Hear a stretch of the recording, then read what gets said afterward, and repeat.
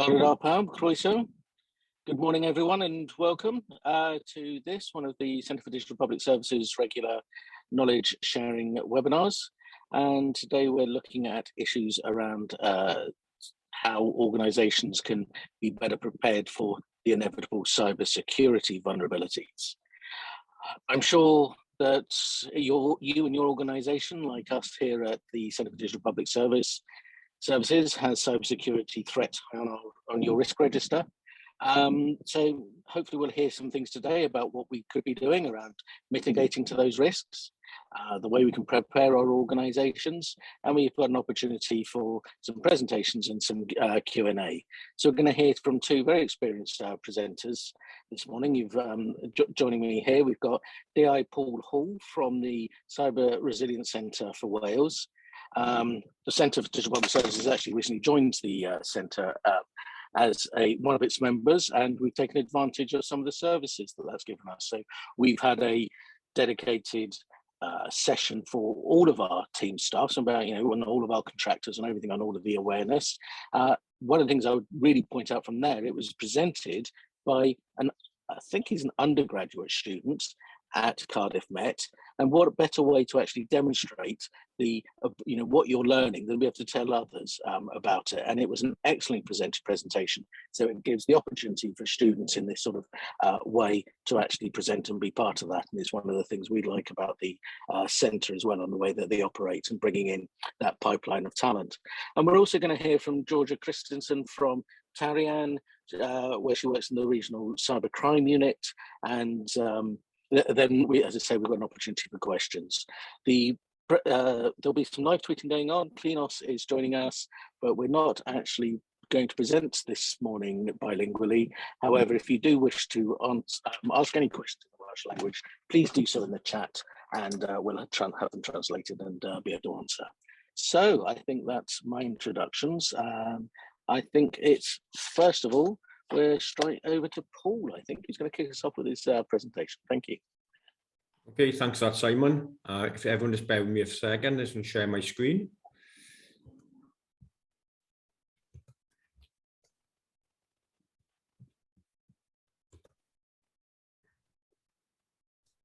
Can we all see that? Yeah. Yeah, thank you. Brilliant, thank you very much for that. Okay, good morning, everyone. Firstly, thank you to Simon and also Gemma for allowing me to come here today to speak to you and for organising the session. I really do appreciate it. This is a short introduction about myself. My name is Paul Hall. I'm a detective inspector with South Wales Police, and my full-time role is seconded to the Cyber Resilience Centre for Wales, which covers the whole of Wales with a much of a focus on Welsh businesses and making them resilient against any potential cybercrime attacks.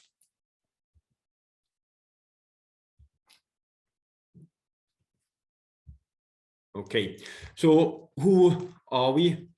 We are a police-led, not-for-profit organisation with the main focus of targeting SMEs for the whole of Wales, and also the third sector as well.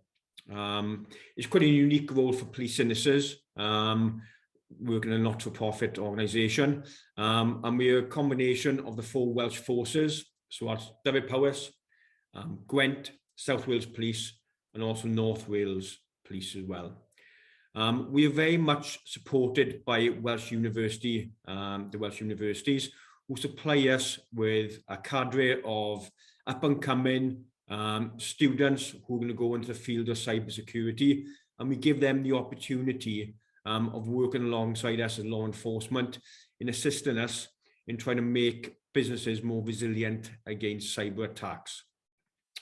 Our main focus really is to present a non-jargon, a simple message to Welsh businesses regarding how they can make themselves more resilient. Depending on what level they're at, we can then decide to signpost you then to what we refer to as our trusted partners, who are IASME certification bodies, who can assist you then in looking at something like Cyber Essentials Plus. We are part of a network of 9 cyber resilience centres across the country. We are the national one for Wales. There's one in Scotland, which is called a Business Resilience Centre, and there's quite a lot of, there's several regional centres as well then in England, and there's soon to be one setting up as well then for Ireland as well. So the reason we've been set up is there's been a big increase on cyber attacks in relation to Welsh businesses or UK businesses.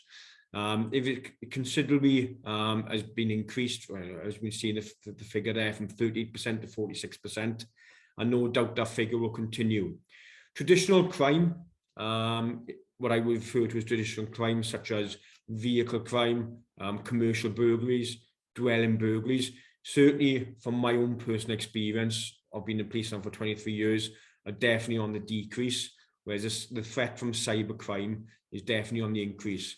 What is also important to understand as well is a lot of cyber attacks are underreported as well, and they don't get reported to the police or don't get reported to Action Fraud. So we really don't know the full extent of the problem. So that's why it's important that we get the key messages out then to the business community and how you can make yourselves more resilient. There's a figure there about an average cost to a business of around £8,000. That's obviously quite a considerable sum of money, especially if you were a sole trader or a small organisation. But ultimately, what we're trying to do is prevent you from losing out and making important decisions, really, of how you continue trading or you continue working and providing your customers a good level of service. The good thing, I say good thing, about the majority of the cyber attacks is 85% of them had a people element. And when I say that, is the majority of them was when maybe a member of staff has done something to allow that cyber criminal to access their systems. And if they just follow simple measures, we can hopefully prevent those attacks from happening. I can refer to an individual here by the name of Daniel Kelly. Daniel was an 18-year-old boy who lived in Llethley with his parents. Daniel was responsible for hacking into TalkTalk, one of the major communication providers in the UK. You also hacked in to several other companies as well within the UK. A full investigation was conducted and Daniel was sentenced to prison. When Daniel was released from prison, he gave the following quote, really. And basically what we've got here, we've got a convicted hacker basically saying that if people follow the basic security precautions available today and actually use them effectively, he would not have been able to do what he did. So when he hacked into TalkTalk or quite a few of the other organizations, he was allowed to do that by maybe a member of staff making a mistake or not thinking something through before clicking on something. And hopefully today's session will try and hopefully prevent that from happening to you and to your organization. So the main threats to a small business, the most common one, as you can see by that image there, is what we refer to as a phishing email. This is probably responsible for approximately about 70% of cyber attacks. I will go into what phishing emails is in a bit more detail, but there's some other terms connected to cybercrime, which you may or may not have heard of. Ransomware is basically when someone, a cyber criminal, targets you, withholds or steals your data, and then potentially encrypts it, and then puts out a ransom demand, saying if you want all your information back, you can have it back, but it's going to cost you a financial sum, and it could be something like £500, it could be £1,000, or we could be talking 7 million, depending on the size of the organization. Data theft is obviously when we're referring to the description of when we're stealing someone's personal data or sensitive information from an organization.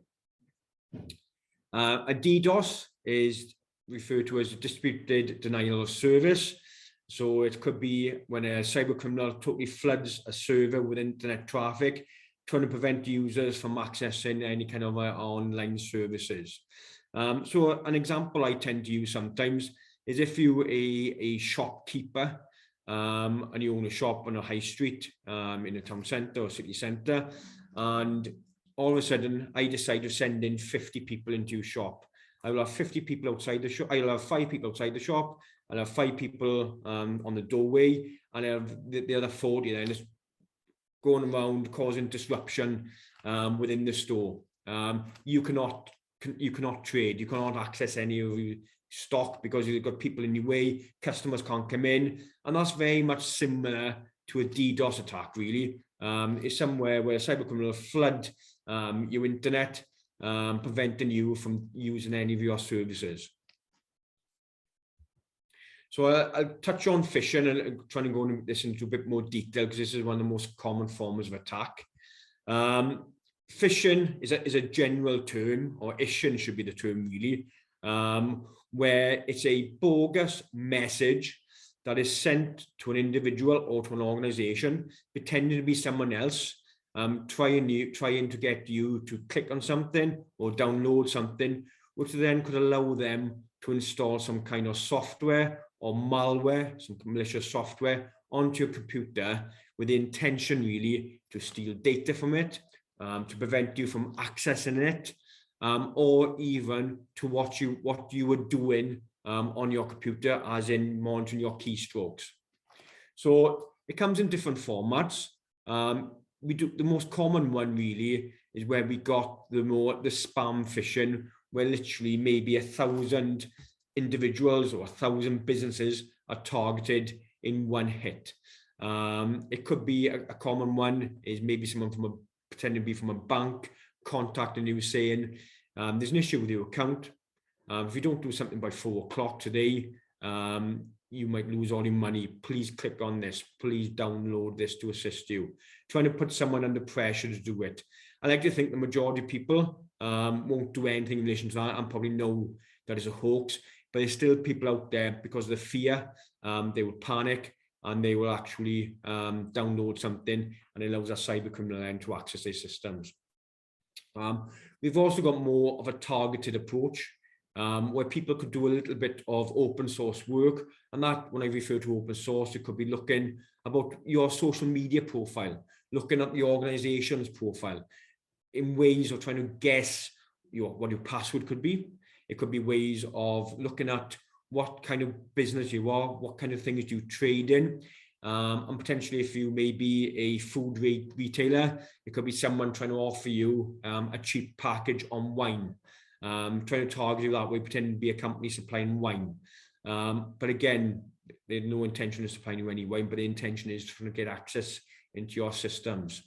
Postal phishing still exists, but it's very limited now compared to the others, where this could be a letter through the post. Again, trying to encourage you to do something. Common ones before in the past were requesting you go to a post office, pay something, where you would potentially get money back as part of a prize. Again, they've calmed down a bit compared to they were maybe 5-10 years ago, but they still do exist. Smishing is what we refer to as the text messages. So one of the most common ones at the moment now is from delivery companies. Delivery companies will send a message out, or a bogus delivery company will send a message out basically saying, just been to your home address, you haven't been there, please click on this link and we can set up another time. Again, by clicking on our link, it could be allowing a cyber criminal to install some kind of software into your computer, so onto your phone. So the question you just got to ask yourself is, when you get a message, why is that person who I never heard of before asking me to click on something or to download something or to go onto another website? Okay. Phishing email, or the emails have become a bit more sophisticated. In the past, they were quite poor quality. It would probably be quite poor grammar, quite poor English spelling mistakes. They may refer to you as dear and not by or dear customer rather than your actual personal name. They may not be signed by anyone, and the email address could just look like a combination of numbers and letters, basically gibberish really. But it's just important that you look at that email, you look where it's come from, you look at the content, you just think to yourself, who are this individual and why are they asking me to send or open an attachment or open or connect on or open connect to a different website from there. Okay. What we go through then is what basic steps you can do to protect yourself from being a kind of victim of a cybercrime or allowing a cybercriminal to come into your organization. Passwords, we'll touch on that a little bit later on now. Recognizing a phishing awareness, and that's having that awareness, not just awareness for yourself, but awareness for the whole of your team. Anyone's got access to emails or anyone's got access to any kind of computer system, this applies to them as well, okay? You've got to make sure that you and your staff are fully aware of what responsibilities they've got. I will go through the antivirus, patching, how to look after your devices, backing up your data, and also what we can do for you as well as the Cyber Resilience Centre for Wales. So passwords, it's really, really important that you've got yourself a strong password. There's people out there that still use the word password 1 as a password. There's people there who still use the village they're from as a password, thinking they're clever, using a capital letter, maybe putting a number at the end of it. However, these are quite easy for criminals to guess, especially if you put a lot of stuff about yourself on social media. But also they can use what's known as a brute force attack, where they can use a bit of software to put a series of numbers or letters into a bit of software, and that software then can guess your password. So this table in front of you here now, this showcases really the importance of having a long password with numbers, lowercase letters, uppercase letters, and special symbols as well. So if you look at a password that's potentially 8 letters long and 8 letters only, that can be a brute force attack on that password, can be done instantly. Just using a combination of upper lowercase, that can take up it to a couple of minutes, okay? But by extending that password in length, as you can see, by something that's just being 13 letters, using numbers, uppercase and lowercase, we're looking at something like 12,000 years that will take for someone to use a brute force attack, okay? You may be thinking, how on earth am I going to remember all these different passwords, especially when the guidance given to us by National Cyber Security Centre is about utilising 3 random words which are not unique to yourself. So is how we can remember all these passwords. Myself as an individual, I use what's known as a password manager. So that's it, where I keep all my passwords in an encrypted vault. And when I want to go onto a specific site, if it's online banking or if it's my Amazon account, my password manager will recognize that I'm going onto the official site and release my password into that site. So it takes away the fact that I've got to remember my password, okay?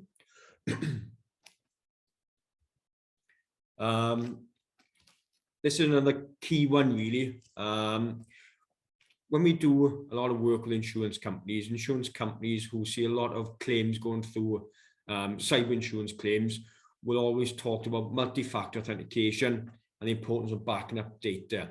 So multi-factor authentication is simply, if I want to go onto my online banking now via my laptop, in order for me to access it, a message is sent to my mobile phone, authorizing me then to say, yes, I am the correct person accessing the site, and it allows me access into it.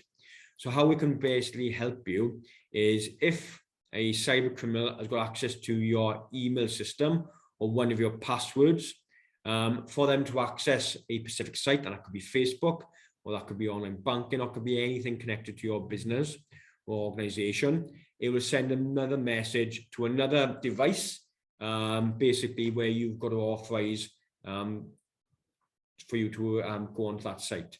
So if a cyber criminal has got access to it, the chance of them accessing your separate device as well is very limited. So this can prevent you also from becoming a victim.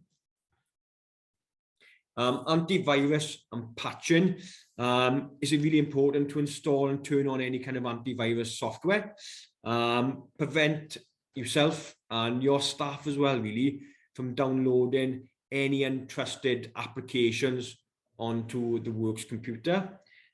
Keeping all your equipment up to date. Controlling how you use your USB devices, who's got access to them as well, and making sure you're switching on your firewall as well.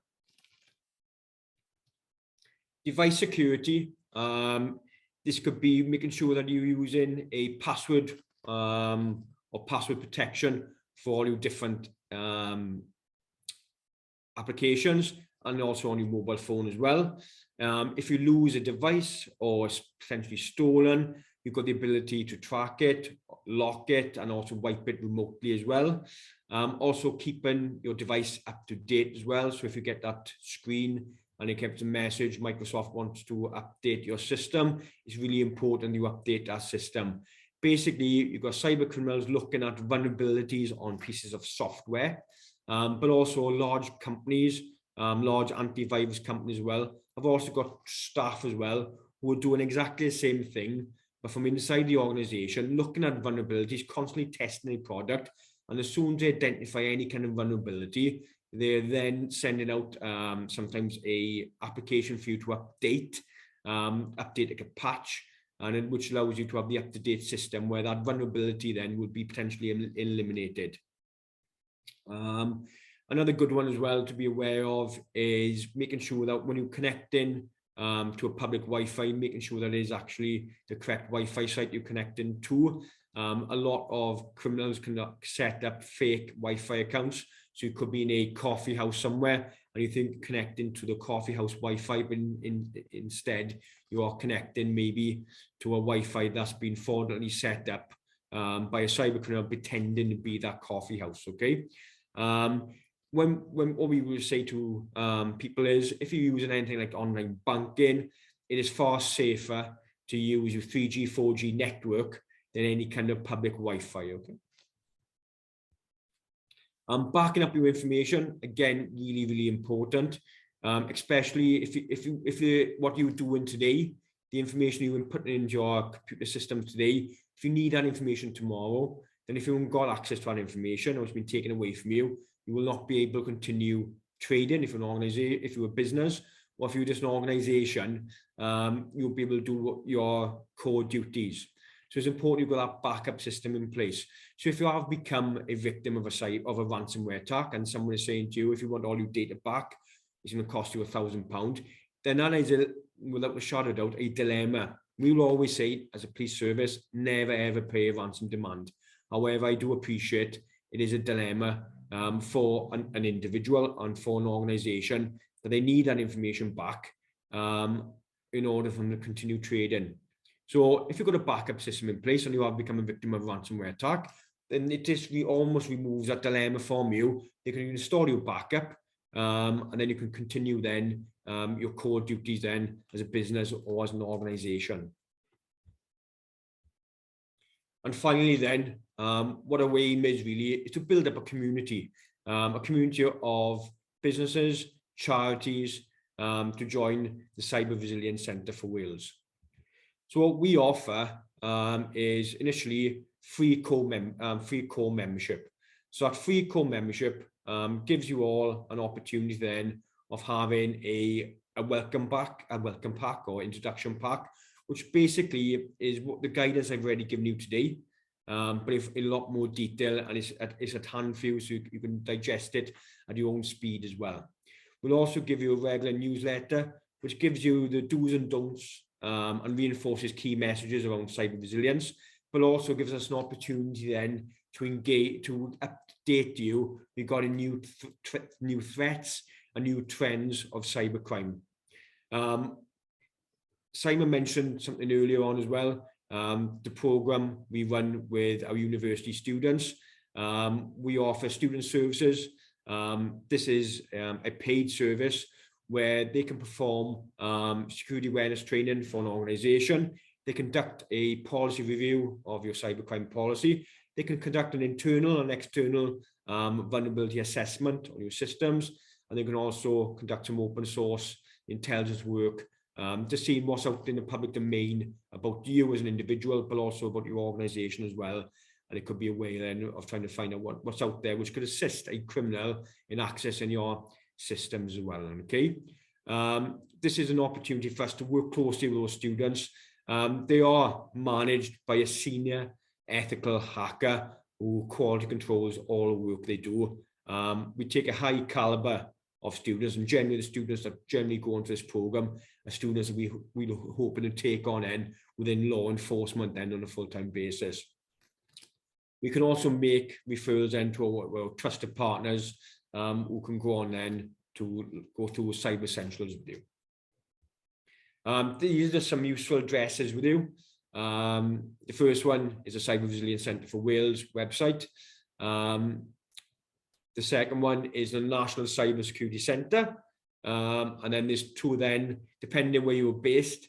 We've got the Tarian ROCU, which covers Dyfed-Powys area, Gwent and South Wales. But we've also got the Northwest ROCU as well, which covers North Wales Police. Okay, so there's a lot to take in then. There's a question and answer session afterwards. However, what I'm will offer as well then, because it's key for us to engage with as many businesses and organizations as best we can.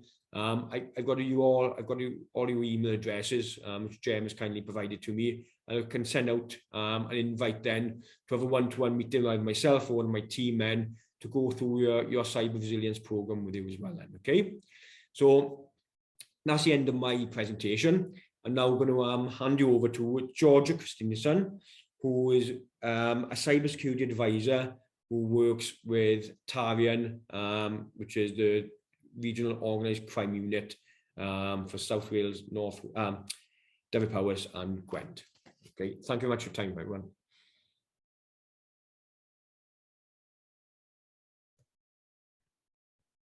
Sure. All right, I will share my screen and get the PowerPoint up.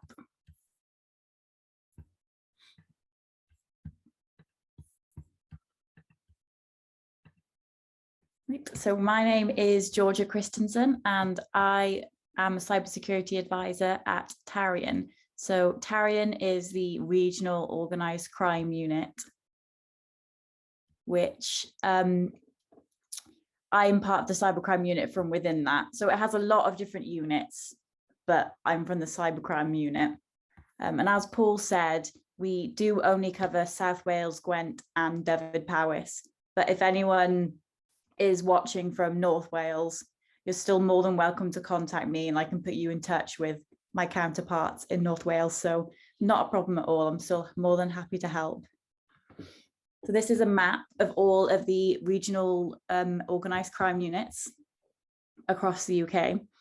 And if you look at the kind of reddy, pinky colour, that's everywhere that Tarian covers. And it also shows in brown where North Wales is and the kind of unit that it's intertwined with, which is only done because of the geography really, but we still work really closely together. So it's not a problem if anyone needs any support. So I can easily refer you to my counterpart in the north, so not a problem. So what do we do in the RCCU? So in the cybercrime unit, we have a few different sections.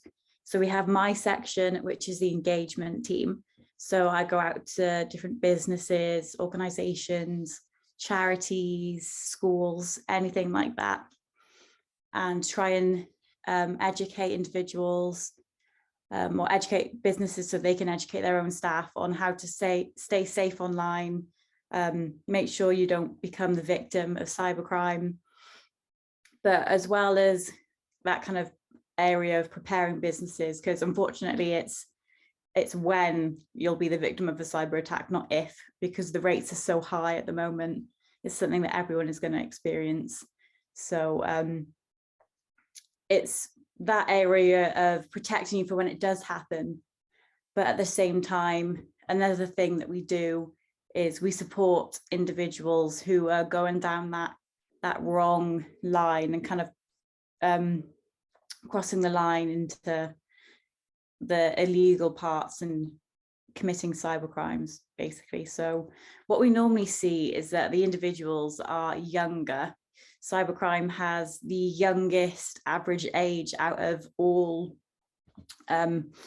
crimes. It's the lowest average age. So I think it's between 16 and 18, generally, the offenders that we see, which is much, much lower than any other offence.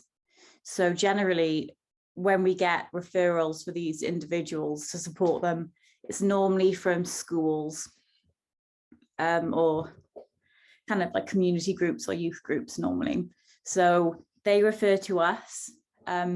And one thing we do is go out to a lot of schools, and we work really closely with schools so that they know that when these individuals are identified and the signs to look out for them, they know where they can send them to make sure they get the correct support. So what we do is we can give them resources and different courses we can put them on.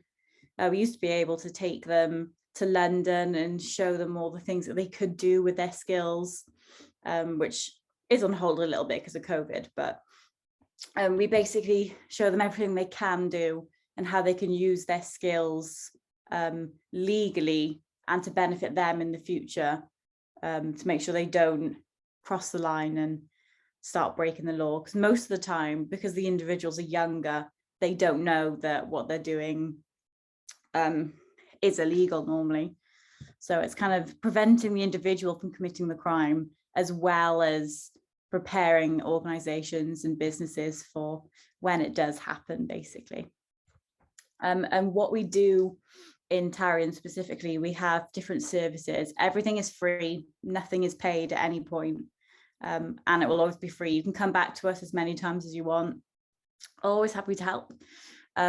So we can come in and do inputs, can be any sort of time frame that you want. We can cover specific topics depending on if you've experienced something. For example, quite often people approach us about phishing.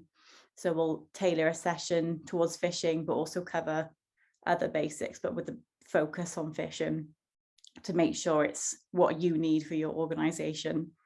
So we do a lot of inputs. We can do them in person or online like this one. And we also have different almost kind of team building activities in a way.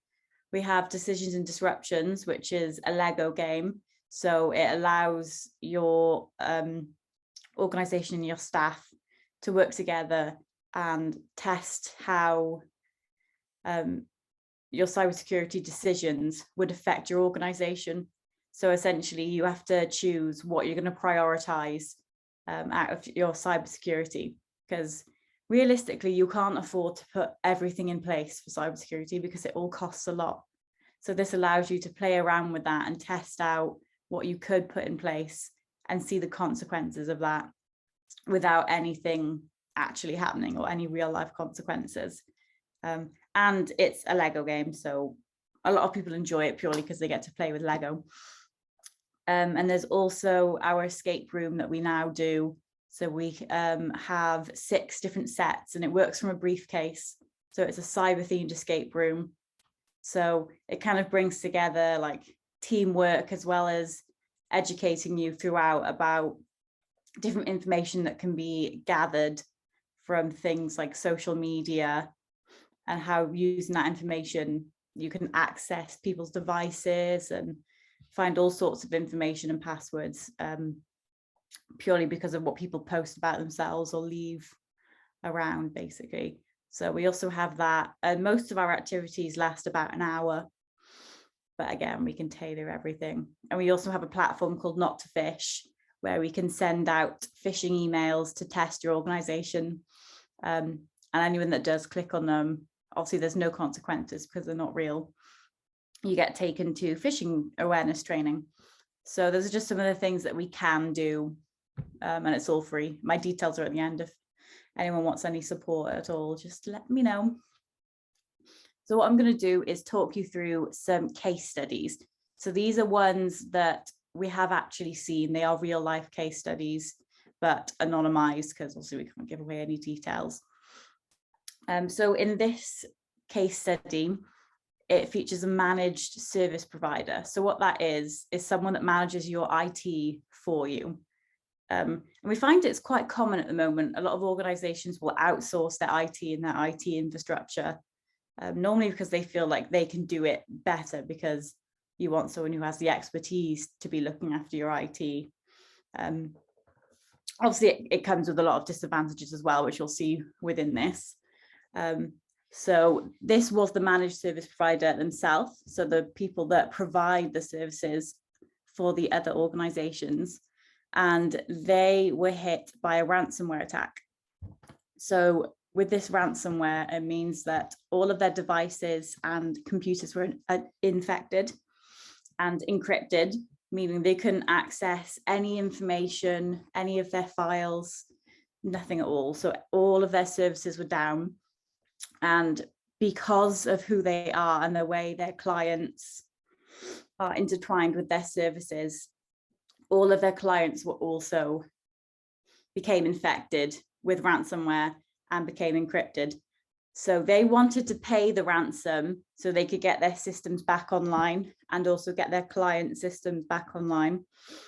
And the ransom would have to have been paid in Bitcoin, because that's normally what it is requested through, because Bitcoin is a lot harder to trace than normal transactions. So what we did in this situation, because this organization didn't have recent backups, they had a few backups, but in kind of pieced differently and not up to date.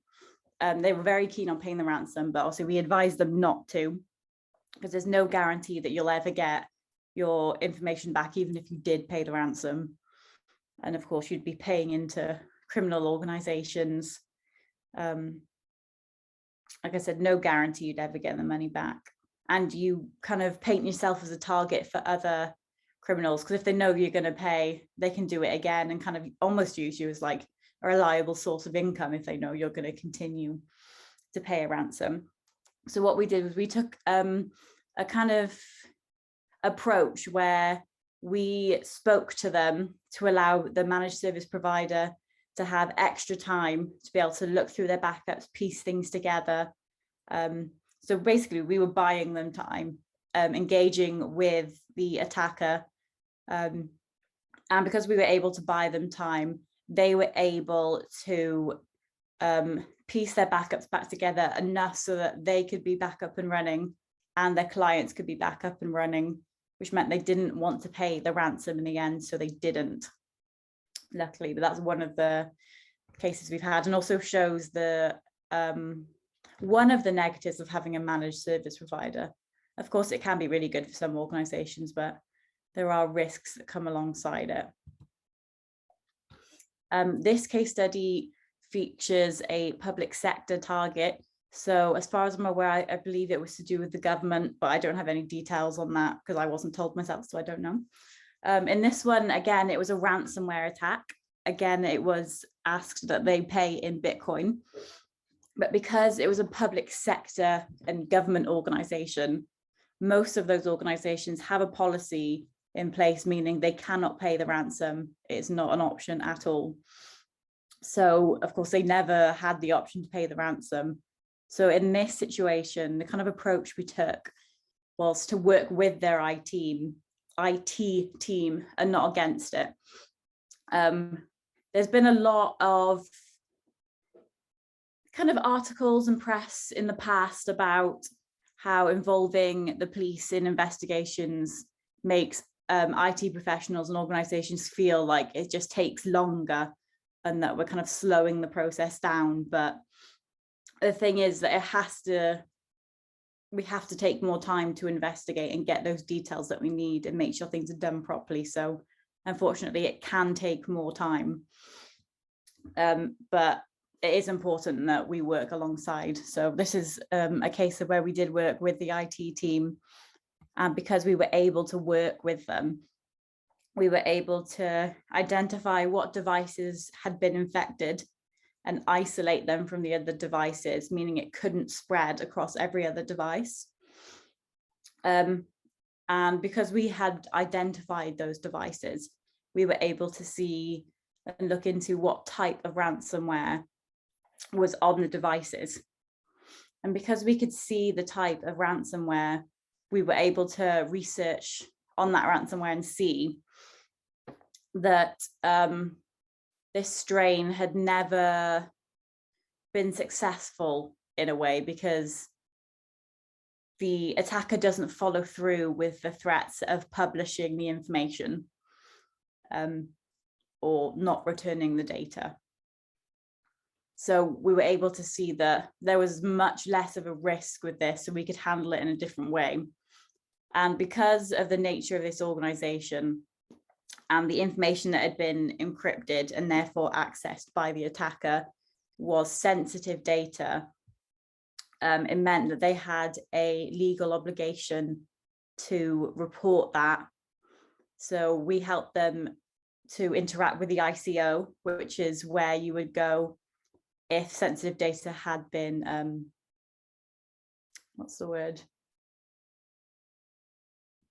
Accessed or put at risk, which is the Information Commissioner's Office, I believe. And that's where you have to report it. So we worked alongside them, and they were able to build a plan together to get them back online and get them running again.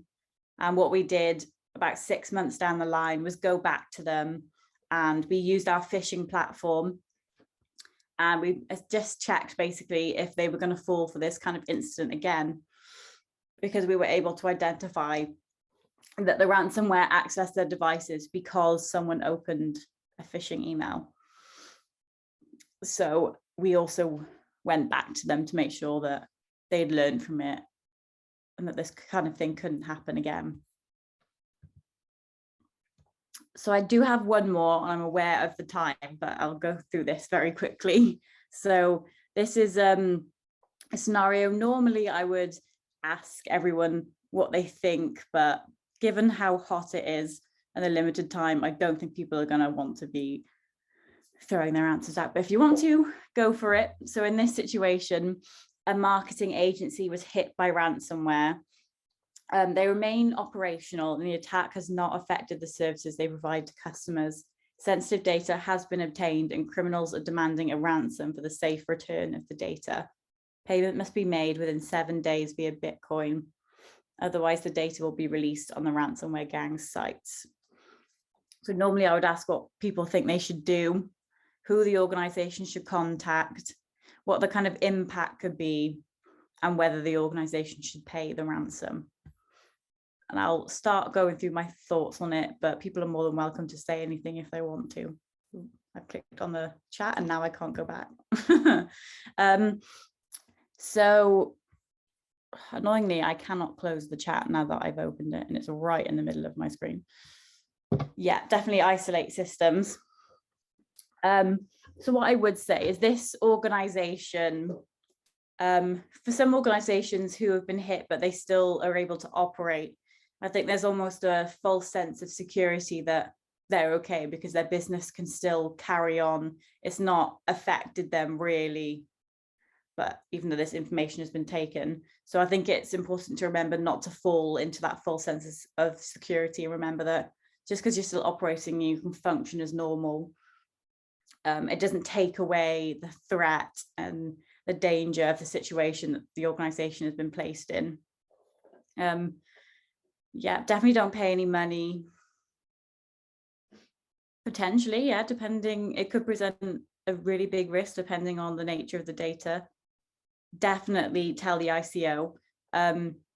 So the way to report it, if it's something that's life-threatening, that's being like threatened, the information that's been taken, yeah, call the police.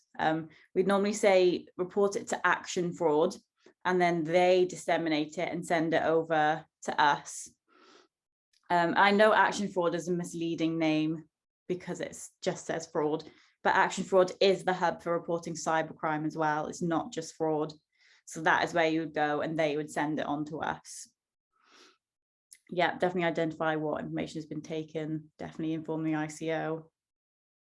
Yeah, identify how access has been gained, definitely. Yeah, you've covered most of the points, to be fair. Definitely not paying the ransom.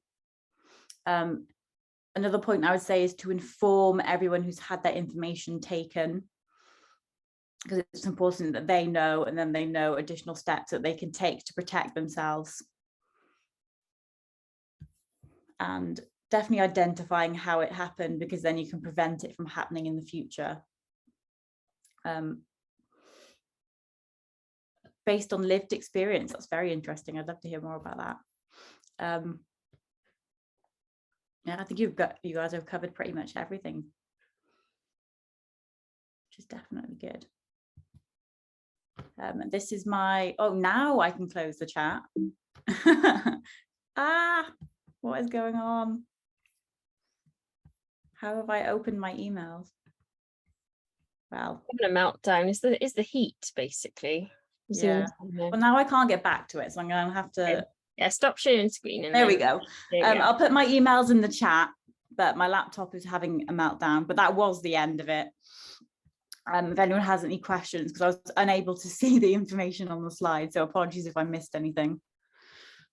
I'll put my details in here if I can. Ooh. Well, thank you very much both for excellent and really informative presentations. I see we'll have a quick squiz through on the chat to see what's there. I've got a question for you. Come on as well. First of all, I really like the prevent stuff that Tarian doing. I think it's been a great exercise. And it was a fact I was checking out with Paul on the side on a back channel chat.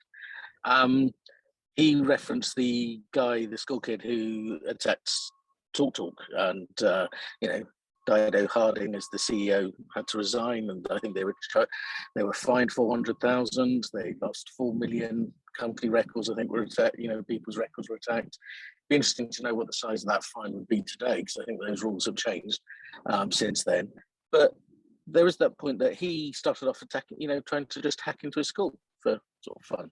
So it's that escalation of what people go into. So I think there is that. But a question. It's possibly one. I was thinking about the 3 random words. So in our organisation, we have an IT info security policy. It says please all follow the National Cybersecurity Guidance, best practice guidance on 3 random words. Points them at that. How do I actually know that they have?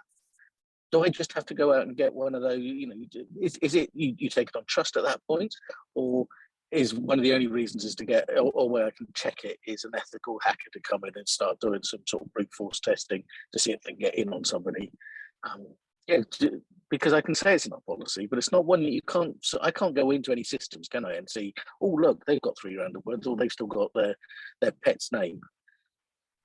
Yeah, it's not really something you can verify. Unfortunately, it's more of a trust policy, I suppose. But I'm trying to think if there are ways. I don't really think there is. Getting one of those companies to come in and have a brute force attack for me, an ethical hack. Yeah, that would be part the of the only service thing I that can we think do. of. Yeah. So what we can do with your students then, Paul, I think. Yeah, it's something it's probably come under that vulnerability testing, really, where it would probably be a case of we probably look at the individuals on open source and trying to see if we can potentially guess their password, really, by certain things they put on social media. And you'd be very, very surprised, you know, people, it's quite easy to guess sometimes, and you'd be surprised how much information people do put on social media without thinking. Every so often you get these quizzes popped up on Facebook, asking you about your favorite pets. Sometimes asking you random questions like your mother's maiden name or favorite car. And you'd be surprised. You were born. Yeah, and this is it. What street you grew up on? What was your first school? And then when you think about it, there's your 3 security questions with your bank. But yes, you haven't quite put the 2 and 2 together, have you? No, my mother-in-law's doing them all the time. I'm head in hands when I see what she answers on Facebook. Yeah. There's some good points in the chat about making it that the passwords have to be a certain length so that it won't be accepted even if you enter something shorter. That's definitely a good way to do it. Just draw everyone's attention as well. Jem has put something very, very useful in the chat. I can see it's popped up on my screen now. I always pronounce this wrong, but I'll try my best here. Have I been pwned? So it's PWNED. This is a very good site. This is actually, it will identify if you've had any kind of data breaches on your email account. And I've put in my phone number, I've put in my previous emails, and I've had something where I've been a victim of data breach from some kind of sports monitoring system I used before, monitoring on before I was running, and there was a data breach in that, so it's very well worth having a look at that. All you got to do, it literally takes 2 minutes to do, if that really, and if you do come back with any kind of data breach, all you got to do is make sure you're just changing all your passwords from everything. Okay. I think this is one of the things very much you've both shown today, is the amount of free support through your own organisations. I mean, you can take membership and you can take others, but there's an awful lot of that support out there for all of us as organisations, public sector, private sector, wherever we may be, large or small, that we can actually call upon. I always think, Wales has had some great story to tell around this cybersecurity agenda, and I'd like to think we were leading the way a bit. I think Tarian is probably one of the first was in the South Wales police area to have been set up, so many years ago. But I think there is a lot of that support that's there, and the fact that you are available to have those conversations with organisations is a great asset for us. Yeah, no, that's fantastic to hear that. And at the same time, from us, really, 20 years ago, maybe I would have been coming to your business, to your organisation, looking at your window security. Have you got an alarm fitted for your work premises? Looking at your car, what kind of car security have you got? To some extent, people took on that message. We are performing a role of crime prevention here. You can call it cybersecurity advisors, but ultimately we are crime prevention. Is a crime prevention message, and that message, because the threat to cybersecurity is on the rise, it's just that opportunity to make people aware of it initially, and what simple steps they can do. I always go back to that Daniel Kelly quote, really, because it's quite a powerful one, because we have got a hacker who's basically saying that if people just follow simple measures, he would not have been able to hack into a lot of the organizations he did. I'm not saying for 1 second if a cyber criminal wanted to target your organization and it was a sustained attack, there's other ways of getting in the system, but the majority of attacks we see, at least 80% of them, are attacks on mass organizations in one hit. And there's simple steps you can do just to prevent that from you being a victim or an organization.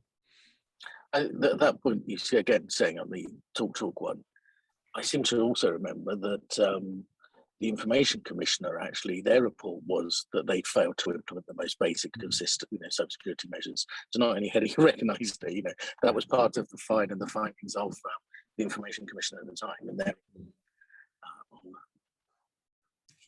that point you say about the basics, I mean, when you've touched on cybersecurity essentials, and then you can move to essentials plus. But I mean, that's the point. The key word in there is essentials. So actually looking at those cybersecurity essentials is a very good starting place for every organisation. And that's it. And it's not just your organisation as well. And you've got to look at your supply chain as well, really, because if I've always mentioned, I could be talking to 10 business owners or 10 managers here today now. However, if you've got 10 or 100 members of staff you look after, if they haven't got a message, you just as weak as your weaker member of staff. But the same goes for your supply chain as well. Sometimes I know there's some local authorities, they're making sure that if they are outsourcing any kind of work, they're making sure that the company, as part of the procurement process, they've got to be signed up to Cyber Essentials. Is asking those questions, really. How do you treat your cyber security? If they got no knowledge of it, they could get quite easily targeted themselves.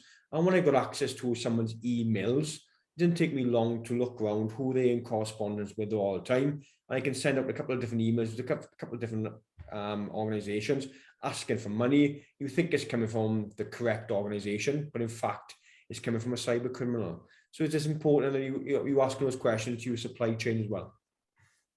Yeah, this is definitely something else at the centre we need to be better, but I think we want to put into all of our procurement that anyone